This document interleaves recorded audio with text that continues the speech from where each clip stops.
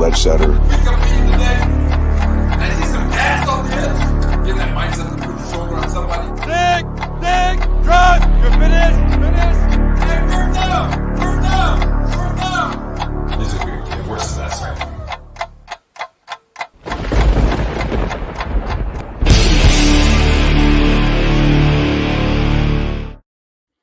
Well, hello, everybody. Who's in a good mood? I'm in a good mood, and I'm going to tell you why. Because I figured out how to get here today, and we have just, honest to God, one of the guests I am going to be most excited to get to talk to and to show you guys, officially introduce, even though everybody knows him so well, that we're going to bring on the whole series. I'm telling you, this guy is going to be hard to beat. He's the genuine article, and I can't wait to bring him on. But before I bring on the real deal, I'm going to bring on another guy. We'll get right through this guy and get to the real guy. But let's say hello to my distinguished co-host sitting in the dark, Mr. Jeremy Cravat.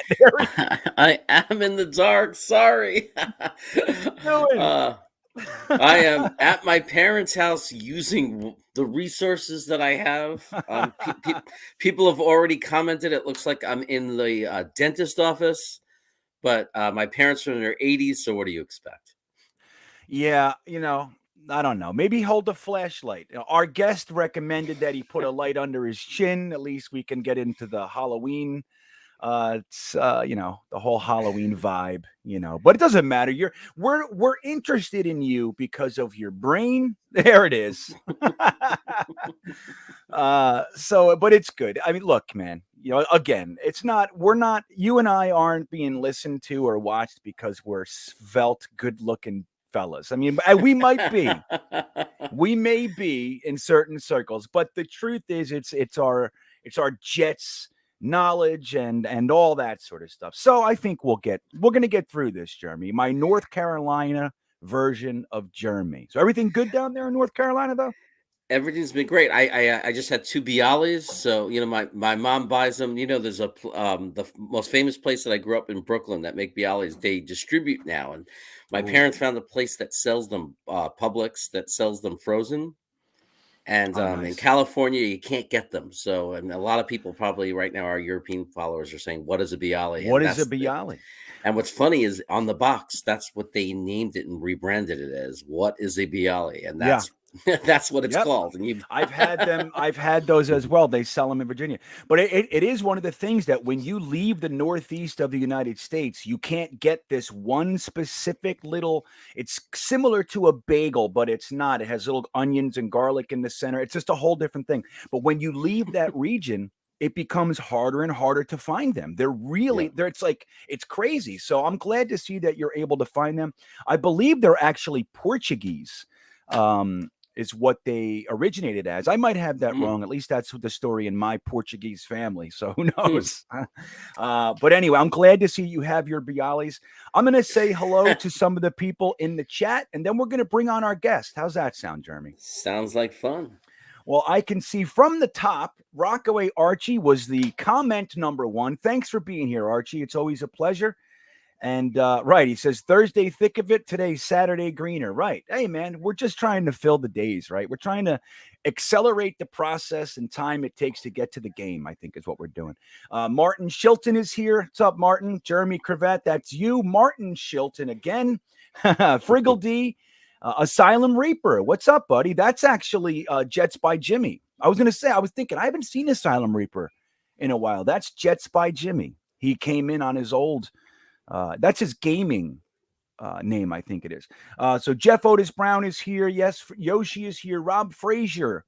There's Jets by Jimmy, the official. Garrett Ham.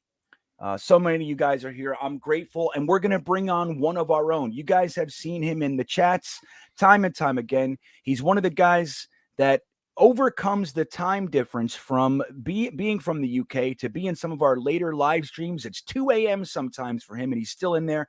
And this is why we're doing this show, so this man can be a part of it in the daytime. Let's say hello to Mr. Phil Adams from the wonderfully tropical area of Stoke-on-Trent UK. How you doing, my friend? It's raining. It's raining, GreenBean. Greetings. I've got something for Jeremy. Try this invention. Oh, With- I got it. It's a lot. There it is. That's called a. I've seen there's a place in just outside of Detroit, Phil. It's a little town called Frankenmuth, which is a German town. And actually, there's a band, a very famous band that recently came from there called Greta Van Fleet. But they have a little product. It's a piece of wood with a match in it called a Frankenmuth flashlight. So you're right in there, man. Jeremy might do well to listen to you. So Phil, once again, thank you for coming on. I mean, you have been with us from the beginning. I think I'm confident in saying, and you're a fantastic supporter and somebody that has offered many insights from the side too, not just while we're live. We talk often through email and everything out. And I know a little bit about you, and you're just such a fascinating guy. But one of the things I wanted to start with is you are a Jets fan in the UK in a place called Stoke-on-Trent. How does that happen? Would you mind letting us in on how you became a Jets fan? Absolutely. It's a long story. So I was actually born into a pro-American household. The village that I came from during World War II had an American Air Force command center. And my grandfather at the time, who was too old to serve in the army, was a driver for the American forces. And in a way, it made him. The money that the American forces paid him allowed him to start a business. So I came up with America as the place to always look to. And if we fast forward to about 1970, I'm a 10-year-old by now, and we have 6-week school holidays. And those holidays are taken up day in, day out, playing football, the round ball game. And back then we used to have a leather football called a Casey. And when it used to get wet, it ended up being hard and hard to head. And after 6 weeks of continuous football, the ball burst. We can't play football anymore. Oh, man. So we get this burst ball and fold it into a torpedo shape. And it's almost American football shape. So there's 20, 30 kids decide to play American football. We've got no idea of the rules. We don't know what we're doing. All we know that we're split into two gangs and we run in and crash into each other and beat the hell out of each other, pretending to play American football. Now, at the time in the UK, there is no coverage of American football at all, no American sports at all. A couple of years later, an old TV series called World of Sport televised the NFL Super Bowl for 5 minutes. That's it? That was the 5 minutes we got for the whole year. And in that 5 minutes, we saw these, what looked like Supermen or gladiators with helmets on, big long cloaks, massive, with these numbers, big high numbers on the front of the shirts. And us kids decided that that's who we wanted to be on the day. And because we'd seen West Side Story, we knew that there was something, New York Jets and the New York Sharks. So they were the two teams that day. I was a Jet, the other team was Sharks. Right. We played a game of American football, and that was the start. That was the little seed to being a New York Jets fan. That's incredible. So, because we've got no coverage, we've got no newspapers, no news at all. 1984 was the start of NFL coverage in the UK. And that was our first Super Bowl. And it was the Dolphins versus the 49ers. And that's the primary reason for there being a large amount of Dolphins and 49ers fans, quickly followed by Bears fans, Raiders fans, and in the latter stages, currently, now it's Pats fans. Right. For obvious reasons. So we're getting a little bit of football. We can tune in on a Sunday night. We get a highlights package. If we're lucky, there's 2 minutes of Jets action. Yeah. And that's it. That's all we've got. Moving on forward again to 1989 and my first trip to the United States. The plane lands, Newark Airport, into the shops. First thing bought in Newark, a Jets pennant. Oh man, look at that thing. That's a 1989, and that's hung on my wall at home since that date. Incredible. The other thing we got was a Jets t-shirt. You bought that the same day? Did you buy that the same? Incredible. 1989. I Same love it. shop, Newark Airport. I can't get in this now. It's too small. Isn't that the way? That's the way. This was a medium. Now we're 2X and 3XL. So that's where it came from, GreenBean. I was brought up with the round ball game. It was football, and it was Stoke City. They were my life. The New York Jets were in the background, and it's only recently that I've become a born-again Jet. I've lost my interest in round ball football, but the interest in NFL has taken off. So Game Pass is something we can get now, so we can watch Jets games live. And the highlight of the week is tuning in on a Sunday, and we've got Game Pass on the telly and GreenBean on the computer, and it's twin coverage. So that's the long answer to a short question. No, that's we're gonna dig more.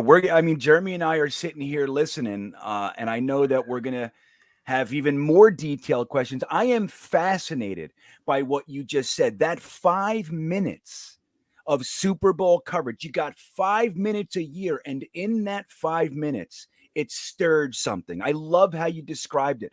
The gladiators with the big numbers and the cloaks and the helmets, and it's, I could imagine, because when we were kids, even though it was more prevalent here, it was still the same thing. Like, we looked at these massive men. And when I was a kid, it was the Dallas Cowboys and the Pittsburgh Steelers, Mean Joe Green and Too Tall Jones. And they seemed like superheroes to me. Mm-hmm. And so it's that same thing. I can relate to what you're saying, but it's amazing in that 5 minutes and how you related it to West Side Story, the Jets and the Sharks. Hopefully you weren't doing any dance moves and anything like that, though. Try. But Jeremy, why don't you take a shot here? Yeah, to me, by the way, I'm out of witness protection. Somebody said it looked like I was very nicely done. Nicely done. Turn around and let the light hit you. It's funny because you say Super Bowl. My first time really watching football and being into a game because of my older brother was the Rams Steelers Super Bowl. I believe it was 1980. And then I didn't really have a team, and it was more like that 81-82 season, Richard Tard, New York Jets, that the Jets were making a playoff run and lost in a wild card game. And I've told that story. So, my Jet fandom started with heartbreak. Ironically, Richard Todd threw an interception against Buffalo near the end of the game when we were trying to win. And then the next year was the Mud Bowl, and GreenBean joined the fandom ship that year. With heartbreak as well. So our timing was pretty similar. I have it interesting because you mentioned Stoke City. I'm being a fan of Stoke City, and that explains like, so right away that tells me the understanding of loyalty of like, so I don't have to ask you, why you didn't jump ship for the Jets at any point, because you already understood the importance of loyalty once you have a team. But I did want to ask, how hard is the contrast for you versus the two sports, in that last year most Jet fans were rooting for us to lose because you actually get rewarded. Once you're not going to be in the playoffs, you actually get rewarded with a higher draft pick. Whereas in soccer, what we call it, in your football, Stoke City, it's actually, you're heavily penalized. If you finish in the bottom three, you actually get deregulated. So, and you've lived through that, where Stoke City, is in the Premier League. So how is that for you when, like, you see, like, how do you, like, in your mind, how does your mind process that like in that, like with the Jets, we're hoping to lose and you get this reward of a higher pick, versus in Europe in soccer, it's the exact opposite, and losing and finishing the bottom three is the worst thing that could happen to you because you're deregulated into a lesser league, and then you end up losing your players. I was as disappointed as everybody when the Jets won games last year. I was on the tank for Trevor train at the time, and I understood entirely the reasons for not wanting the Jets to win last year. And it goes against the upbringing to want your own team to lose, but I understood entirely the reason for it. Yes, association football, the round ball game, it's totally the opposite. It's almost impossible to be put into a situation where you'd want your own team to lose. But because of the draft process in the States, I understood why it was important to get the highest pick possible. And hopefully, Zach Wilson is going to provide the ammunition in the future to get the Jets where they deserve to be. Well, look, and that's it. It is interesting, and I'm going to let everybody know. I should have wore it today, but I running around this morning. Phil is the one who sent me via the mail the Stoke-on-Trent jersey that I wear, the Stokies. So, and I've worn it, on numerous occasions for live streams, and it always starts a conversation. People, how the hell did you? How'd you do that? Are you a Stokey fan? And I get into all these conversations, but this is the man that sent it to me. So you're a lucky omen. Yeah, well, that's it. Hey man, we see that's the underlying. We're working on stuff as fans. We try to figure out where the luck is going to come from, don't we? And that leads me to the banner behind you.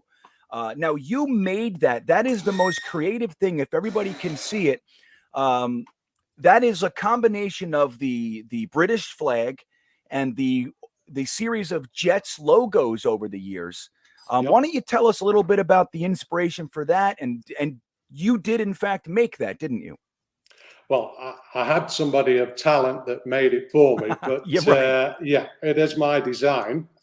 And the reason for it is that we've got the Jets coming to town next week, and the banner was made to take down to London, not knowing at the time whether I was going to get tickets, but the banner came first. And basically, it's the New York Jets name across, and then we've got Stoke intersecting at the O, and then in each of the four quadrants there is the Jets logo through the ages. And the colours are actually Jets greens to replace the red and the blue from the Union Jack. So it was just a way, and hopefully some Jets fans somewhere might see the fact that we've got our allegiance and showing it via our flag, albeit with different colours. I love it. It's amazing. You sent me a picture before I think it was right around the same time that you sent me the jersey, but you sent me a picture of that flag, and I've put it on numerous live streams. I absolutely love what you did. I think it's beautiful, man. I mean, and it's better than what I have hanging in my place here, so I'm impressed. I really am. It's a big thing in the UK. All the countries in the UK is if you ever travel to an international game or even a club game, it's important to show where you come from. So if you see an England flag, the England fan will have all the different towns and cities throughout England, and it's a matter of pride to try and get your flag there at the ground with your city, right, across. So it's paying homage to that. It's the same in Scotland. It's the same in Wales. It's the same in Ireland. All those flags will have the town or village that those people come from, and there'll be a club or a gang of guys that rally to that flag at that event. So it's a UK thing, or it started as a UK thing. International football now, it's every country seems to have their own town or club banners. Right. That's interesting because it's not with flags. We do it with T-shirts a lot. Like when I moved to California, I bought everything that said Brooklyn, everything that says Canarsie, Brooklyn, everything that says New York. I buy it if I see a shirt that's anything, so I could show people this is where I'm from. Connection to your homeland. Yeah. Totally. What so in the late 80s, early 90s, now you're getting access, you're being able to watch the games, and what other certain Jets from that time back in those days that stuck out to you that you really loved? Like what Jets did you love back then in those days?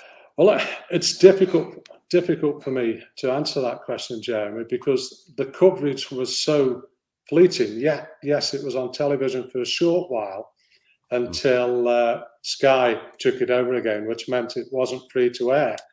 So there was only a short period of time where it was actually on terrestrial television. So my Jet memories are so faded that I can't pull out a favourite player at a time. I have to rely on you guys to fill in the history that I was missing. Right. So that's interesting. So obviously I can read all the YouTube documentaries and see the history and pull out the players. But at the time, those players weren't there for me. I wasn't there for them because they weren't fully visible. So players that were visible were Dan Marino or Joe Montana or Walter Payton or Eric Dickinson or the Fridge or Jim McMahon. They were the ones that were being pushed out on the television because they were the teams of that era. So the Jets were in the background. Wow. Always. And yet you stayed loyal and you stuck with it. Absolutely. Football in the UK is very geographical. So real football fans support the team of their area, whether they're a big team or a small team. It's difficult to break free from that. If you come from Barnsley in Yorkshire, you support Barnsley. If you come from Plymouth and Devon, you support Plymouth. Now, there's a second layer of sports fans that we like to call glory hunters. You accused me of being one. Did he? You've got a get out clause, Jeremy, for a connection. But if you come from Derby and you support Liverpool, unless your mum was born in Liverpool or your dad was born in Liverpool, the reason's a little bit sketchy. And that goes for every single city, every single town. So when you pick an NFL team, like I did in 1970, you don't swap your team just because things aren't going well. I mean, how easy would it be for a Stoke fan who doesn't have much glory to shout about to say, I'm going to be a New England Pats fan. It's got England in the name. And we're winning 6 Super Bowls. I've got 6 rings. Right. You don't do that if you're a real sports fan. That's just, dude, look, and that transcends. It's like we feel the same way. And it's like every time the Jets are successful, all of a sudden, you see Jets fans everywhere, right? And that's over here, we call them bandwagon fans or front runners or fair weather fans. When I lived in Miami and the Miami Heat, the basketball team had LeBron James, you could not get in that place for those years. The tickets were $500 in the rafters, and it was very hard to get a ticket. The first year that player left, LeBron James, they were putting packages of tickets on Groupon, like 4 for $25 a piece. And that's just like, that town is very fair weather fan, very bandwagon fan. But you see that all throughout the league, and I guess in all sports. And real sports fans, we know the difference. It's like, it's a part of you, isn't it? It's like, you take it seriously. So when the team does win, you've earned it. These guys they were Patriot fans, and now all of a sudden they're Tampa Bay Buck fans, or they're Chiefs fans. And they just, every 5 years they're wearing a different jersey. And I guess that could be, I guess that could be fun. They're always winning, but I don't even know. That doesn't compute to me. Yeah. So Snoopy asked a question, and I want to say hello to all the people popping in the chat. We're so glad to have you here. This is Phil Adams from Stoke-on-Trent in the United Kingdom. Sporting the Union Jack that he designed with the Jets logos and colors behind him, and we're honored to have him on here today. Snoopy asked a question, and I was going to get to something like this anyway, so thank you, Snoopy. Do you happen to run into a lot of other Jets fans? Is your area like, are more popping up? Or how many Jets fans do you think are in your area, or are you like a solo operation? It's true to say that even now, with all the internet coverage we get, and the fact that we can get live games on the UK on demand, NFL is still a cult sport.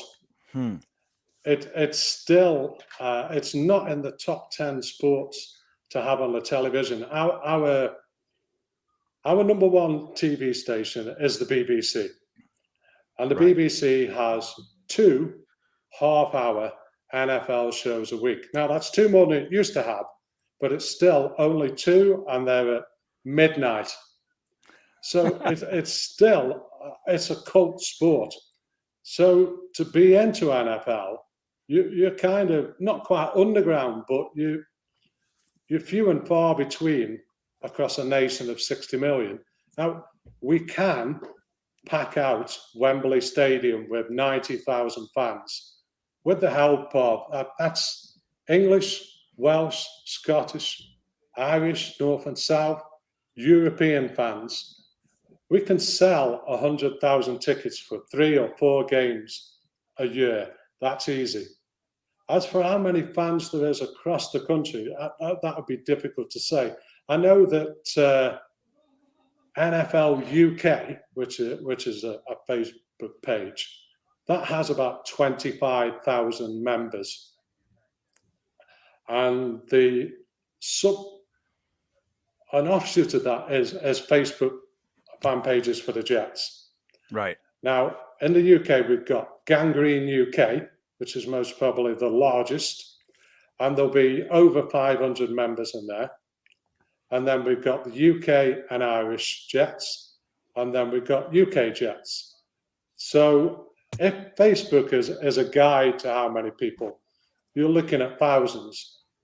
And they are spread across all the nations. Yes, there is Jet fans in Stoke-on-Trent, and I've reached out to a guy only recently who's a massive Jets fan. I mean, and the guys on Gangrene UK, they are real football fans. They're I've got to say, they're at your level, Bean. They know football. They know everything about football, and have done for 20, 30 years. They are Jets fans first and foremost. Football and rugby and all the other sports, they are after NFL for some people in the UK. The Jets mean the world to a lot of people in the UK, in Europe. I love it. It is the team they follow. Well, interestingly enough, and then I'll pass it to Jeremy. The Gangrene UK, I was talking with them just this very morning. It looks like they're Yeah. going to be our guests next week Absolutely. on the show. And they're actually working with Nick Mangold right now to promote his barbecue sauce over there Yes. in The sauce tour. That's it, the sauce store. So, but yeah, and it's interesting that you mentioned them because I think they're going to be. They haven't confirmed 100%, but it looks like they're going to be on our show next week.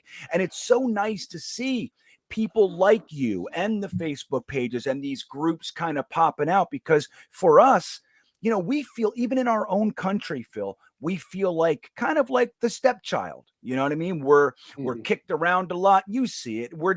It's only us. That's why we're so tight as a fan base because we feel like we're on an island, you know? And it's so, that's it. And that's why it's so cool to see guys like yourself that are fans way over there and that have been fans through. I mean, look, you're no front runner, you're no glory hunter, as you say, you know. So it's so cool to see that. I couldn't be more tickled by this. I mean, I'm fascinated with the fans like yourself from other areas of the world. Well, so the guys in Gangrene UK, they are a cut above. They're real football fans. You'll get on with them. They'll know the ball. All the players that you can name from the 80s and 90s that I can't, they'll know them. They'll know them off the top of their head. Yeah, it's exciting. That'll be cool.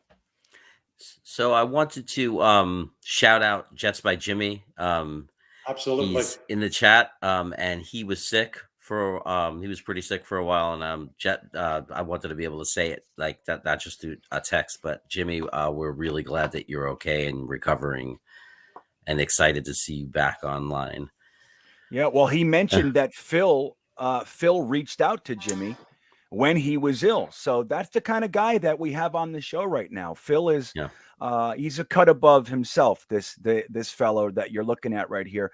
So Jimmy, yeah, we are really excited to hear that you're on the mend, and it's good to have you around, my friend. You're our buddy. Yeah. I'd actually made a little note to the side on me to put a shout out to Jimmy and wishing him all the best for his recovery. That's awesome. That comes from me too. Yeah. So here's a question for you. Have you ever been out and about over the years? I'm sure you have. I mean, what we deal with here is when we go out with our Jets jerseys, and you know, you hear GreenBean talks about it all the time with the banner on his car. We have to deal with a lot of the Jets suck, and you see people with a Miami jersey, and we go to a bar, and even in New York, you go into a bar and there's somebody with a Dolphins jersey or a Patriots jersey. When I travel in California, I see jerseys of other teams. Have you ever encountered a New England or a Miami fan? Has anybody ever seen your Jets gear or you wearing a jersey? And have you had to deal with that with the Jets suck? Does that happen at all with you over there? No, mate. That doesn't happen to Stoke fans. It might happen next week, of course, down in London, but no, it's not something I've had to suffer from as yet. But I do understand where it comes from, and I've witnessed it when I've been over in the States, but not over here in the UK. No, it's a different type of fandom. You've got to remember that round ball football and NFL from the fans' side is a totally different mix. I've spent time in the States. I've been lucky to spend time in the States. And I've attended NFL games, which is rare for anybody from the UK because normally we take our vacations in the summer to go to the States and there's no football on.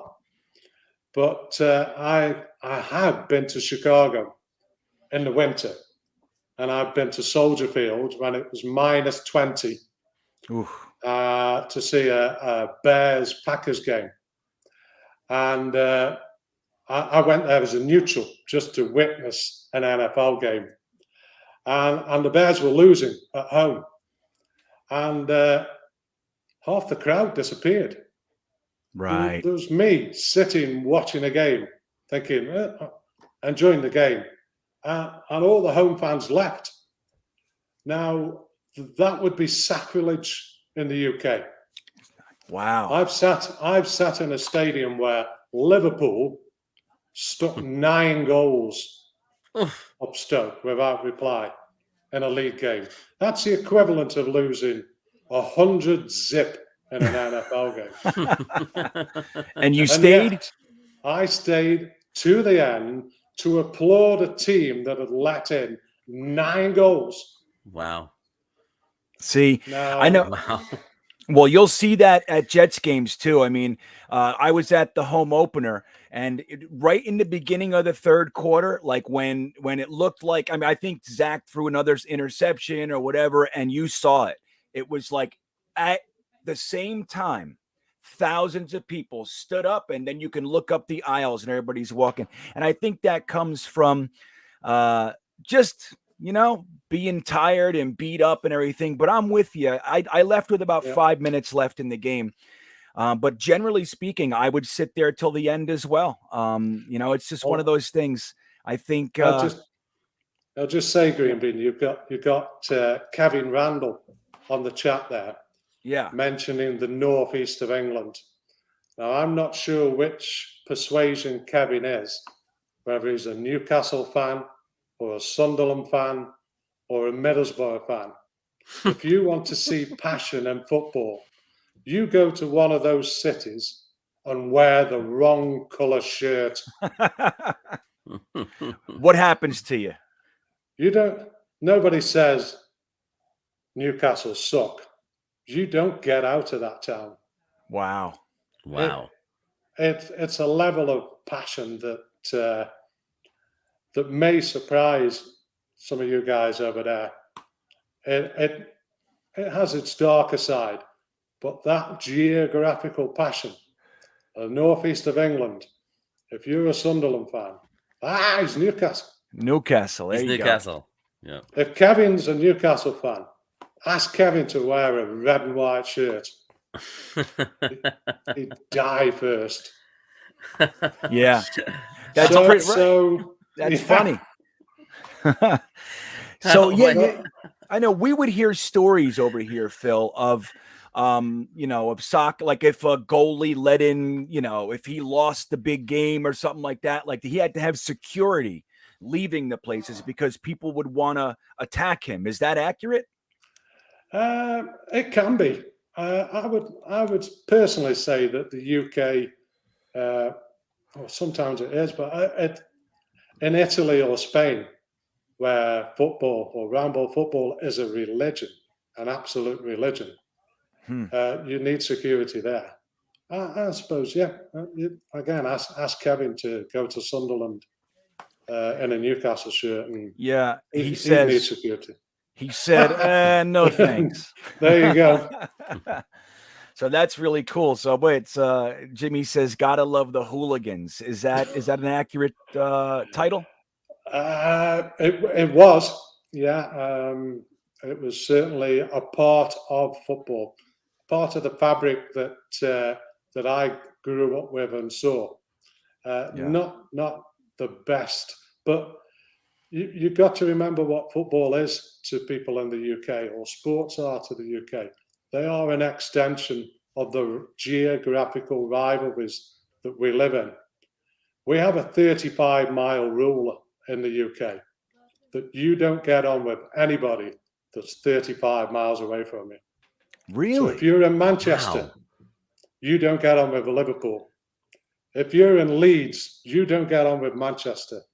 If you're in Birmingham, you don't get on with Wolverhampton. London's something to itself. London's divided into different areas. But it's a rivalry. It's an intense rivalry. And this nation was brought up on those rivalries. And you talk about hooligans. For hundreds of years, we used to get young lads together to join armies to go and fight. And that's what you ask them to do. But when there's no wars, what do those young lads do? Right. They follow football.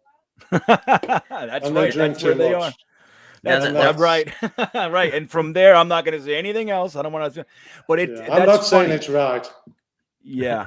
But that's a funny way to say it. Go ahead, Jeremy. No, I was going to say there are Jet fans who don't leave early no matter what. Gitmo Bob in the chat. Gitmo Bob is passionate. He does not leave. So he's saying he'd never leave a game early. So that's, so there's some of us, and some of us leave for other reasons too, to beat the traffic, because there's just sometimes people don't like to deal with the traffic, and they're trying to like get out of there before the traffic. But I actually have a story about someone who cost themselves big time. There was a game, some people remember it, where Ken O'Brien and Dan Marino were battling it out, touchdown for touchdown, all game long, and the game ended up, I think, going into overtime, and ended up 55-48. And if that's right, it's incredible that I'm remembering that. But there was a time at the point of the game where the Jets were down, and they weren't down by a lot, but they wanted to beat the traffic. So they ended up, and there was a line of cars getting out of there for other people who left early. And they were all listening on the radio and beeping their horns. And that's how these were people with tickets to the game, one of the greatest games in history, offensive games in history, like classic Jets game. And they're experiencing it on the radio in their car, beeping horns to each other every time like the Jets would score a touchdown, because they left the stadium early. So sometimes you pay a price when you leave early. That's it. Well, and there's a story about the Midnight Miracle. Like one of the greatest things I've ever experienced was that Monday night game where I was not leaving. We were getting blown out in the fourth quarter, and 2/3, if not more, of the crowd left. And when we started the comeback, 80% of those people that left came back. And so I watched the stadium empty out and refill, which was it was incredible. Like they came in with this energy, like they went to the parking lot, heard on the radio the Jets are scoring, and they all by the thousands ran back in. So I think they may have regretted leaving too. And some people didn't come back in. I'm sure they regretted it in the morning. But yeah, that happens, man. Can I just add on to the rivalry thing that we have in the UK? It's the great thing about the Jets is that we can forget that rivalry to get behind one team. A Scotsman and an Englishman and a Welshman and some Irishmen and some Frenchmen all singing for one team instead of singing for 5 or 6 nations or even football clubs. The Jets can unite us, whereas football never could. Right. That's an interesting take. Like this is an opportunity for some of you guys that are regionally attached to your team. You guys this can bridge some gaps. That's it. I love it. The Jets are saving the world, Phil. That's what we're working on here. The worldwide team. I love it. Jeremy, you up?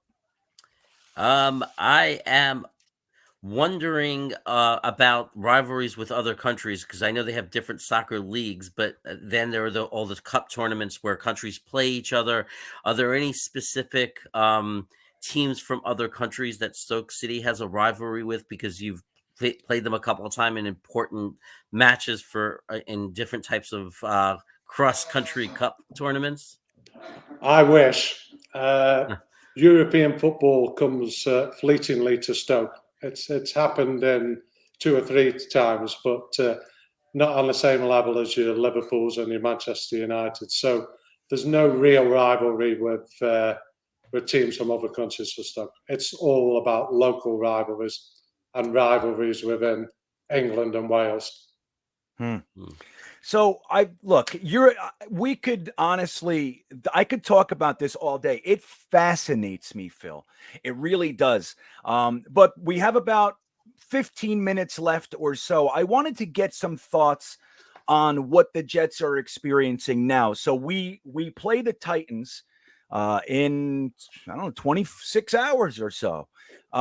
Any thoughts on what the team looks like to you these days? Are you hopeful? Or, where do you sit right now with going into game 4 against the Titans with our young team?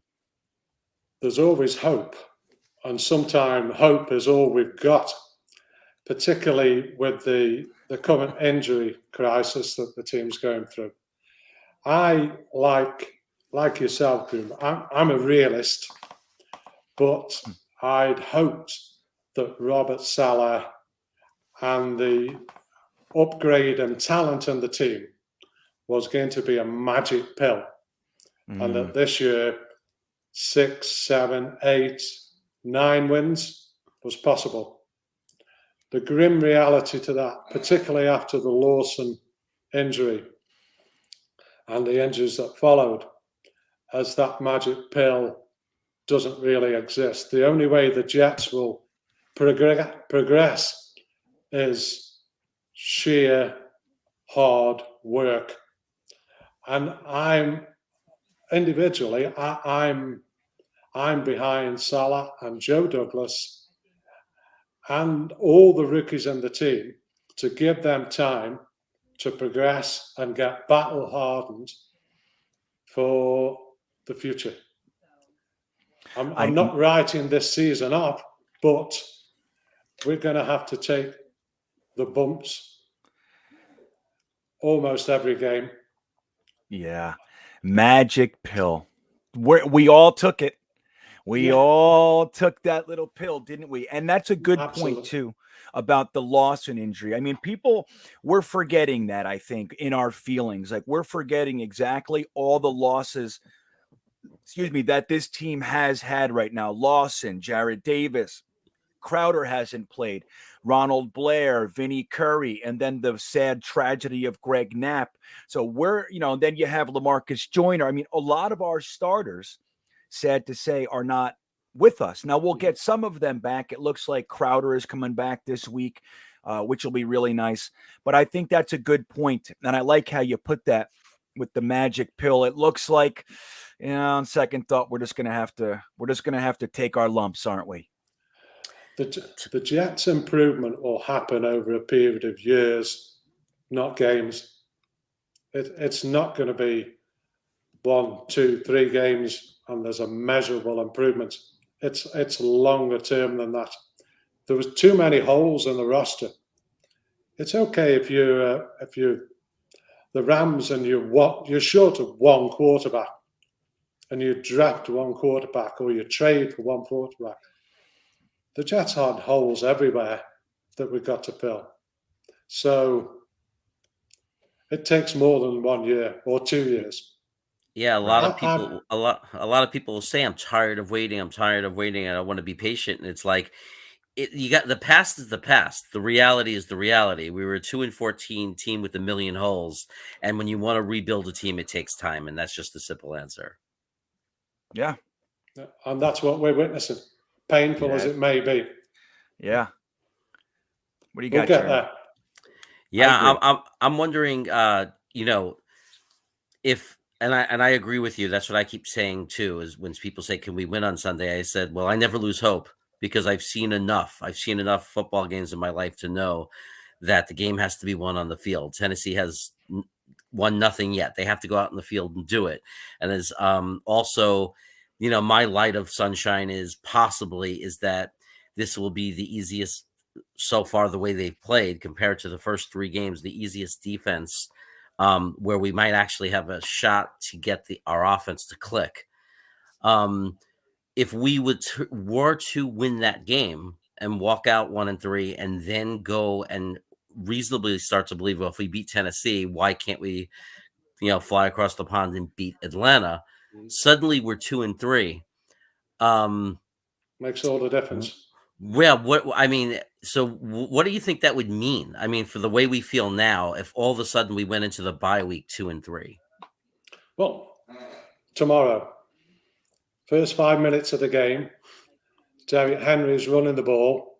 CJ Mosley takes him out of the game. Derrick Henry wakes up, seeing stars, off the field. What are the Titans without Derrick Henry?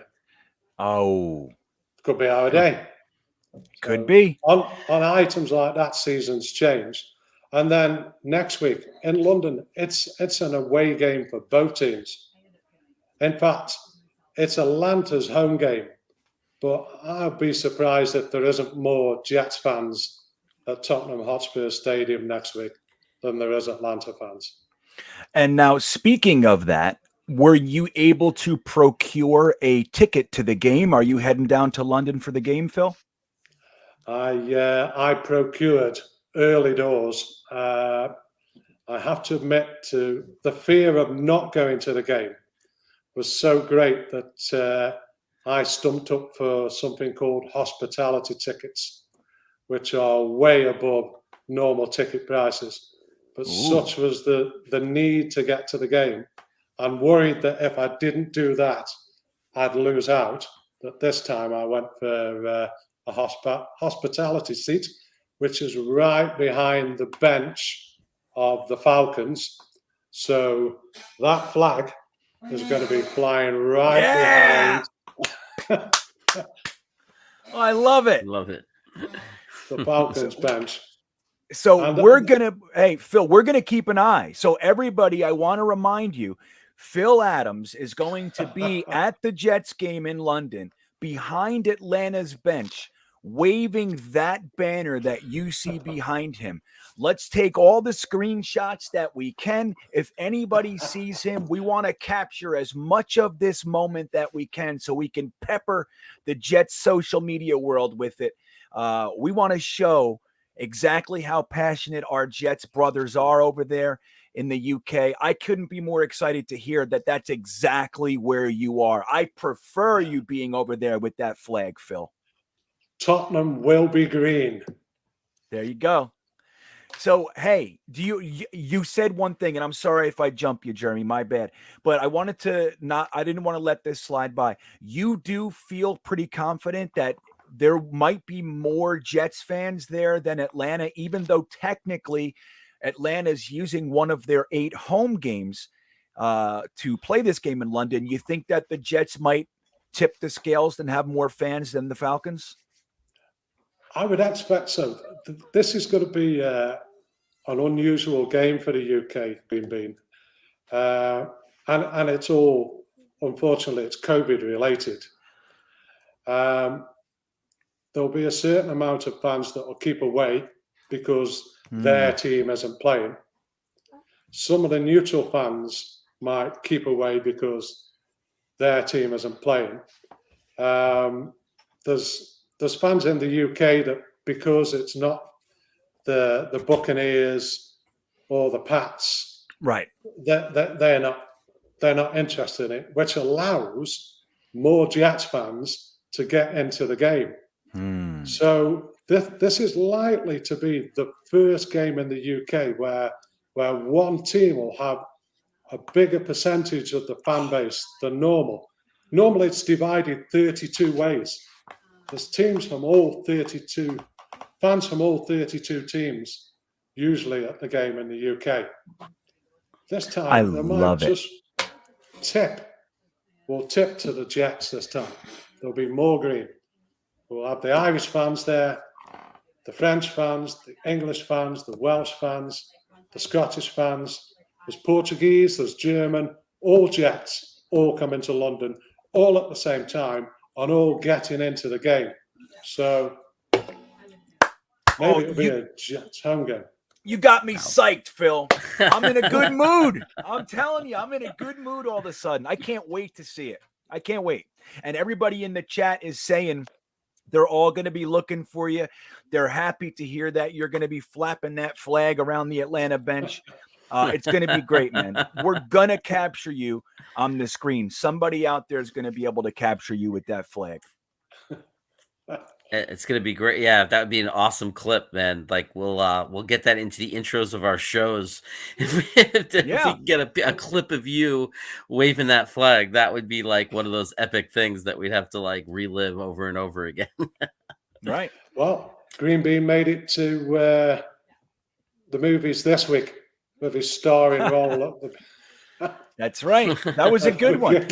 You know, it's so funny because when I just real quickly on that note, when I was walking with Ryan and Matt and everybody, and we were heading over to see Fireman Ed, and I was just filming. I was getting something we call B-roll. I was just kind of getting through the crowd, trying to film Jets fans and everything. And I turned the corner, and there they were with the big boom mic and everything. And he just goes, How's today? How you doing today or something? And I was like, blah, blah, blah, blah, blah. I just started rattling off. Never in a million years did I think they would use it. And then they did. I feel like it's funny because it's cool, but I'm like, oh my God, I guarantee it. And we got blown out. But what a cool thing, man. So hopefully we can do some of that for you too, Phil. We're going to, just like Jeremy said, we'll put you in our intros and everything like that. I'm going to be aggressively looking, like really looking. And in my live streams, I'm going to be telling everybody to keep an eye out for that flag too. It's going to be awesome. I think we'll get you. I'm telling you, in 3 to 4 years when we're in the Super Bowl, there's going to be banners around the Super Bowl, around whatever stadium it's in, that's going to say, this ain't no happenstance. Well, Jeremy, in Vegas. Phil wrote me a message. He said, there's your shirt. Like, that's got to be the shirt. So yeah. I'm going to try it. I'm going to make that shirt and see what we do. I'll even give a couple away for some giveaways, like maybe a little green bean on the front and this ain't no happenstance on the back or something. We'll see how that goes. We've got to give that life. It's just the fact that came out of you without planning. It just rolled out of you on the fly like that. This ain't no happenstance. That's where the greatest quote. That's where the greatest quotes come from, right? It was just like, but this ain't no happenstance. And how great would it be? How great would it be, GreenBean, that the next Jets Super Bowl could be in Vegas? Ooh. I was married in Vegas. Vegas is special to me. I know you spent time in Vegas. It wasn't necessarily happy though, Phil. I love my whole life. Next time. Yeah, my whole life crumbled in Vegas, like for real. Like my van that I was living in got I'm not repoed, but it got impounded is the word. I had nothing. I was in Vegas with nothing. I had family had to fly me home with my tail between my legs, but that's okay. We can always revisit it and make a new memory, right? With Vegas owes you. That's right. Vegas owes a lot of people. Vegas owes a lot of people, man. You were the real life Nicolas Cage in Vegas in that movie. Yeah, Leaving Las Vegas. That's exactly right. Oh man, I worked as a plumber in Vegas for a little while, if you can believe that. I'm telling you, I got stories about everything, guys. What year was that? GreenBean? Oh, 2005, maybe. Jeez, it's not even that long ago. Yeah, we got married there in '99. But I went back in 2002, 3, 4, 5, 10, 15, 18. So wow. You could have been plumbing when I was there.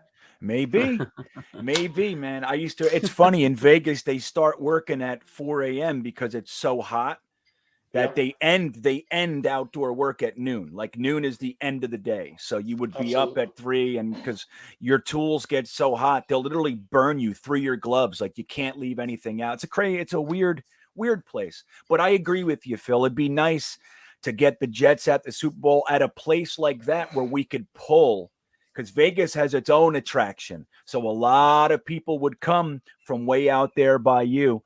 So that would be super cool, man. So let's look. We're gonna wrap this up. Jeremy, do you have anything else you want to throw at Phil and see if he's got not really, except to say go Jets. Let's find a way to win the game tomorrow. Let's hope they can do it. Let's hope they can pull it off. Absolutely. I'd just like to say, GreenBean and Jeremy, it's been a real pleasure to speak to you. It's been an honor, and absolutely, go Jets. Yeah, go Jets indeed. So this is Phil Adams, everybody. That name may sound familiar to you because he is one of us. He is in most of our live streams and chats. He's one of you guys, and we couldn't wait to get him on. And Phil, I'm the one who's honored that you carved out the time to spend with us here today. I love the banner. I love the shirt, and I love everything about you, man. And it was a great story. So thank you for sharing that with us. And guys, thank you for being here. Please don't forget to like the video before you leave. It means the world.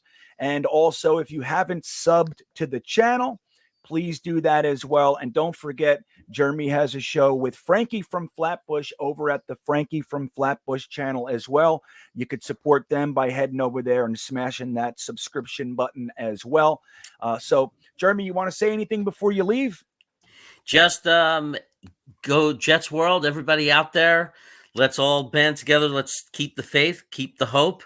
Don't give up. It's going to happen. In a few years, it's going to happen. And we'll all say, it ain't no happenstance. It ain't no happenstance, everybody. Thanks again for being here. You guys are the absolute best, and we will see you soon. Go Jets.